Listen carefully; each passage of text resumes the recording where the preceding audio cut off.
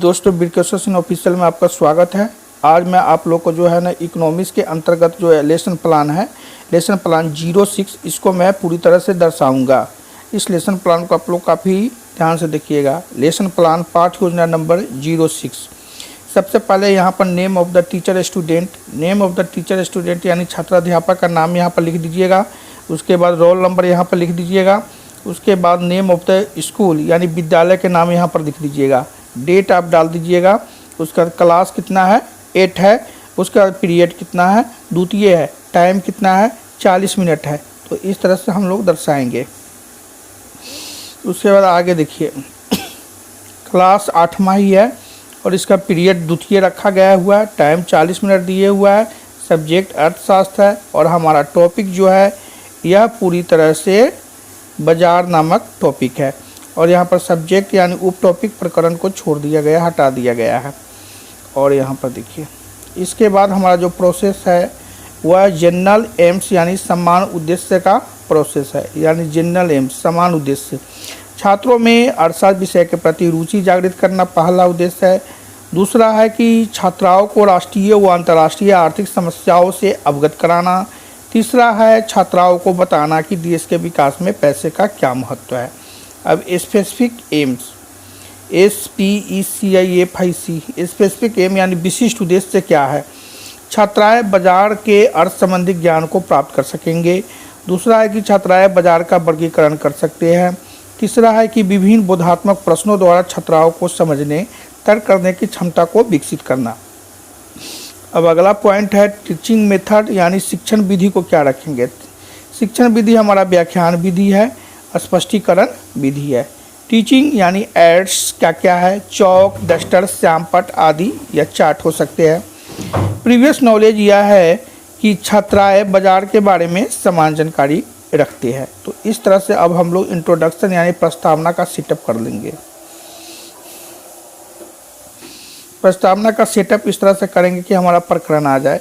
पहला क्वेश्चन बच्चों के सामने परोसेंगे, रखेंगे कि भारत की अधिकांश जनसंख्या कहाँ निवास करती है। भारत की अधिकांश जनसंख्या कहाँ निवास करती है, तो बच्चे कहेंगे गाँव में निवास करती है। फिर उसी से हम अगला क्वेश्चन कर देंगे बच्चों के सामने नेक्स्ट से कि गाँव में रहने वालों का मुख्य व्यवसाय क्या है। सारे बच्चों में से ही कहेंगे निश्चित खेती। फिर तीसरा क्वेश्चन डालेंगे बच्चों से कि खेती करने से उन्हें क्या क्या प्राप्त होता है, साग सब्जियाँ, अनाज। फिर नेक्स्ट क्वेश्चन पूछेगी अनाज व साग सब्जियों को कहाँ बेचा जाता है। बच्चे बताएंगे कि बाज़ार में बेचा जाता है। चौथा फिर बताएंगे कि बाज़ार के बारे में बताइए। तो बच्चे समस्यात्मक या मौन हो जाएंगे। तो इस तरह से फिर हम लोगों के सामने रखेंगे बच्चों के सामने कि छात्राओं आज हम बाज़ार के बारे में विस्तार पूर्वक अध्ययन करेंगे। तो इस तरह से हम लोग टॉपिक पर पहुँच जाएंगे। और इस तरह से अब हम लोग यहाँ पर देखिए शिक्षण बिंदु यानी टीचिंग बिंदु को सबसे पहले समझ लीजिए। शिक्षण बिंदु हम रखे हुए हैं बाजार का अर्थ, यानी बाजार का अर्थ क्या है। स्पष्टीकरण विधि है, उसी विधि से हम बच्चों के सामने कुछ मैटर को बोलेंगे, बच्चे ध्यानपूर्वक सुनेंगे। स्पष्टीकरण में रखेंगे कि बोलचाल की भाषा में बाजार शब्द उस स्थान से लगाते हैं जहाँ वस्तुएं बेची व खरीदी जाती है। निश्चित तौर पर जहाँ वस्तुओं के क्रेता यानी खरीदने वाला व विक्रेता यानी बेचने वाला उपस्थित होते हैं, उस स्थान को बाजार यानी मार्केट कहते हैं।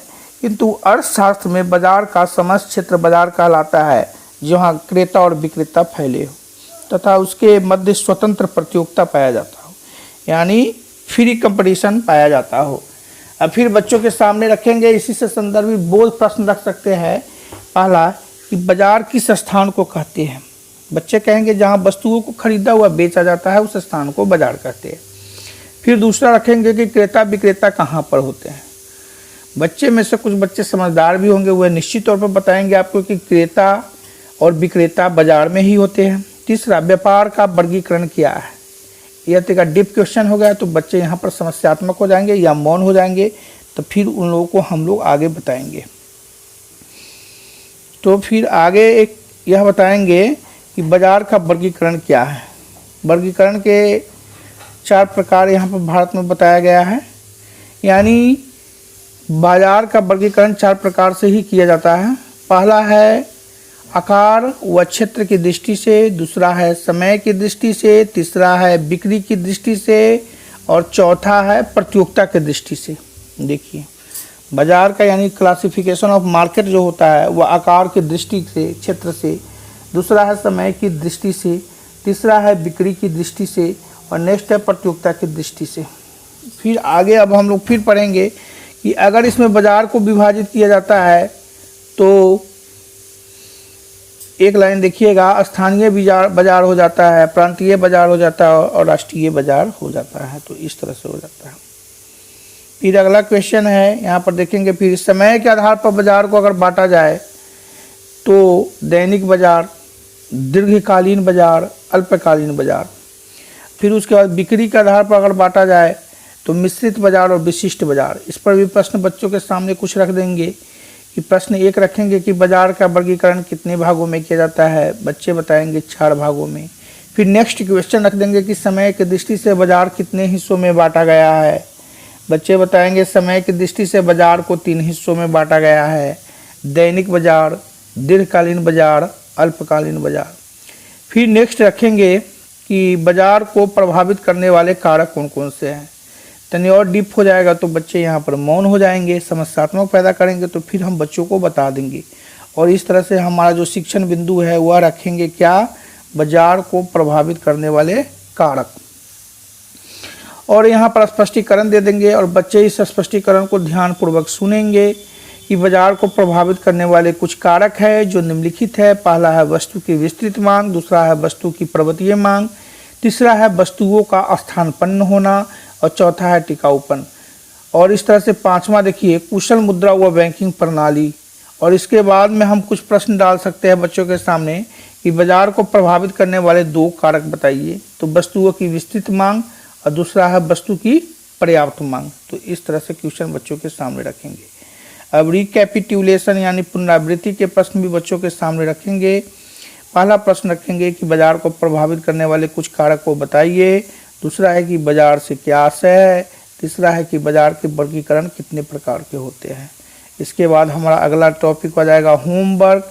होमवर्क में हम लोग देखेंगे कि बाजार शब्द का अर्थशास्त्र में क्या अर्थ है।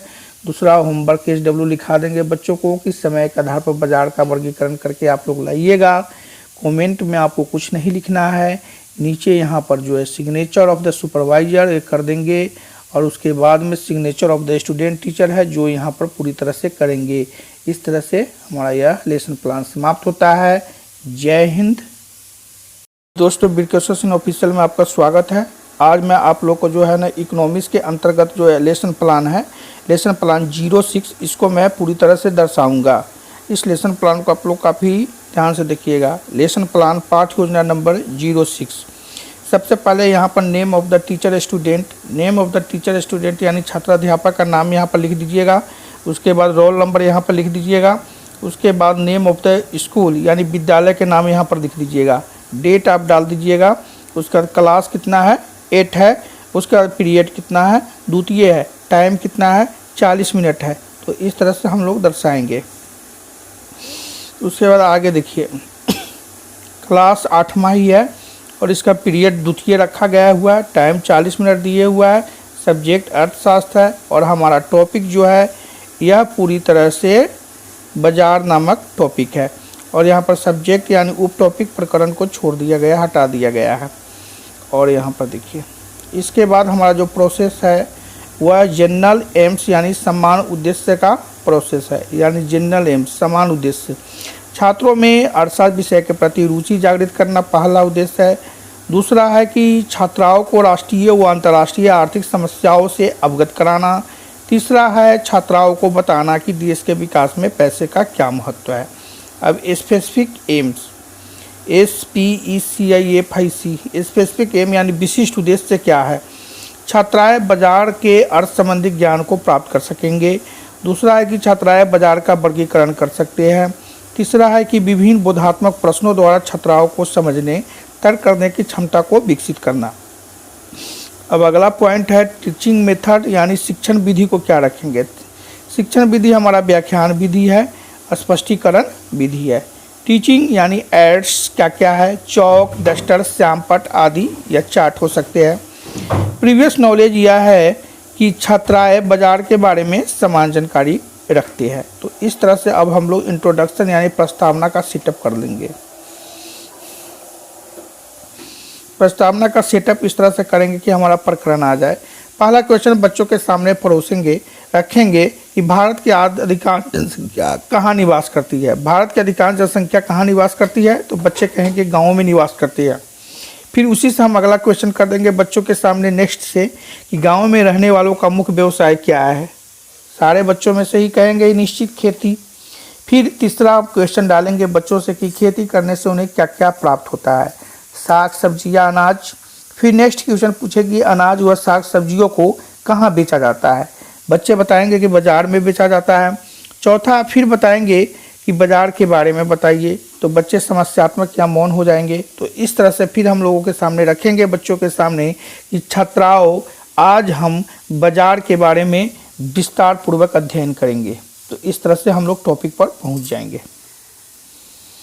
और इस तरह से अब हम लोग यहाँ पर देखिए शिक्षण बिंदु यानी टीचिंग बिंदु को सबसे पहले समझ लीजिए। शिक्षण बिंदु हम रखे हुए हैं बाजार का अर्थ, यानी बाजार का अर्थ क्या है। स्पष्टीकरण विधि है, उसी विधि से हम बच्चों के सामने कुछ मैटर को बोलेंगे, बच्चे ध्यानपूर्वक सुनेंगे। स्पष्टीकरण में रखेंगे कि बोलचाल की भाषा में बाजार शब्द उस स्थान से लगाते हैं जहां वस्तुएं बेची व खरीदी जाती है, निश्चित तौर पर।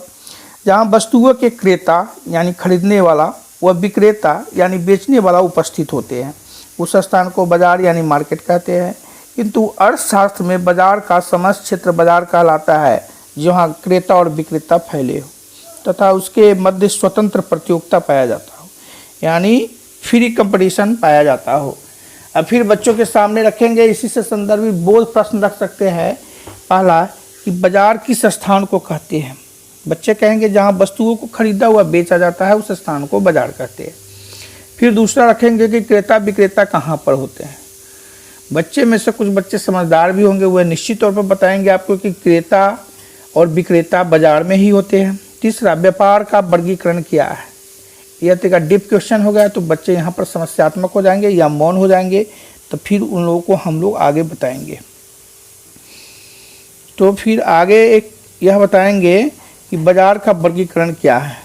वर्गीकरण के 4 प्रकार यहाँ पर भारत में बताया गया है, यानी बाजार का वर्गीकरण 4 प्रकार से ही किया जाता है। पहला है आकार व क्षेत्र की दृष्टि से, दूसरा है समय की दृष्टि से, तीसरा है बिक्री की दृष्टि से और चौथा है प्रतियोगिता की दृष्टि से। देखिए बाजार का यानी क्लासिफिकेशन ऑफ मार्केट जो होता है वह आकार की दृष्टि से, क्षेत्र से, दूसरा है समय की दृष्टि से, तीसरा है बिक्री की दृष्टि से और नेक्स्ट है प्रतियोगिता की दृष्टि से। फिर आगे अब हम लोग फिर पढ़ेंगे कि अगर इसमें बाजार को विभाजित किया जाता है तो एक लाइन देखिएगा, स्थानीय बाजार हो जाता है, प्रांतीय बाजार हो जाता है और राष्ट्रीय बाजार हो जाता है। तो इस तरह से हो जाता है। फिर अगला क्वेश्चन है, यहाँ पर देखेंगे फिर समय के आधार पर बाजार को अगर बांटा जाए तो दैनिक बाजार, दीर्घकालीन बाजार, अल्पकालीन बाजार। फिर उसके बाद बिक्री के आधार पर अगर बांटा जाए तो मिश्रित बाजार और विशिष्ट बाजार। इस पर भी प्रश्न बच्चों के सामने कुछ रख देंगे कि प्रश्न 1 रखेंगे कि बाजार का वर्गीकरण कितने भागों में किया जाता है। बच्चे बताएंगे 4 भागों में। फिर नेक्स्ट क्वेश्चन रख देंगे कि समय की दृष्टि से बाजार कितने हिस्सों में बांटा गया है। बच्चे बताएंगे समय की दृष्टि से बाजार को 3 हिस्सों में बांटा गया है, दैनिक बाजार, दीर्घकालीन बाजार, अल्पकालीन बाजार। फिर नेक्स्ट रखेंगे कि बाजार को प्रभावित करने वाले कारक कौन कौन से हैं। तनी और डीप हो जाएगा तो बच्चे यहाँ पर मौन हो जाएंगे, समस्यात्मक पैदा करेंगे, तो फिर हम बच्चों को बता देंगे। और इस तरह से हमारा जो शिक्षण बिंदु है वह रखेंगे क्या, बाजार को प्रभावित करने वाले कारक। और यहाँ पर स्पष्टीकरण दे देंगे और बच्चे इस स्पष्टीकरण को ध्यानपूर्वक सुनेंगे कि बाजार को प्रभावित करने वाले कुछ कारक है जो निम्नलिखित है। पहला है वस्तु की विस्तृत मांग, दूसरा है वस्तु की पर्वतीय मांग, तीसरा है वस्तुओं का स्थानापन्न होना और चौथा है टिकाऊपन। और इस तरह से 5वां देखिए कुशल मुद्रा व बैंकिंग प्रणाली। और इसके बाद में हम कुछ प्रश्न डाल सकते हैं बच्चों के सामने कि बाजार को प्रभावित करने वाले 2 कारक बताइए। तो वस्तुओं की विस्तृत मांग और दूसरा है वस्तु की पर्याप्त मांग। तो इस तरह से क्वेश्चन बच्चों के सामने रखेंगे। अब रिकैपिटुलेशन यानी पुनरावृत्ति के प्रश्न भी बच्चों के सामने रखेंगे पहला प्रश्न रखेंगे कि बाजार को प्रभावित करने वाले कुछ कारक को बताइए। दूसरा है कि बाजार से क्या आशय है। तीसरा है कि बाजार के वर्गीकरण कितने प्रकार के होते हैं। इसके बाद हमारा अगला टॉपिक हो जाएगा होमवर्क। होमवर्क में हम लोग देखेंगे कि बाजार शब्द का अर्थशास्त्र में क्या अर्थ है। दूसरा होमवर्क SW लिखा देंगे बच्चों को कि समय के आधार पर बाजार का वर्गीकरण करके आप लोग लाइएगा। कमेंट में आपको कुछ नहीं लिखना है, नीचे यहाँ पर जो है सिग्नेचर ऑफ द सुपरवाइजर कर देंगे और उसके बाद में signature of the student teacher है जो यहाँ पर पूरी तरह से करेंगे। इस तरह से हमारा यह लेसन प्लान समाप्त होता है। जय हिंद।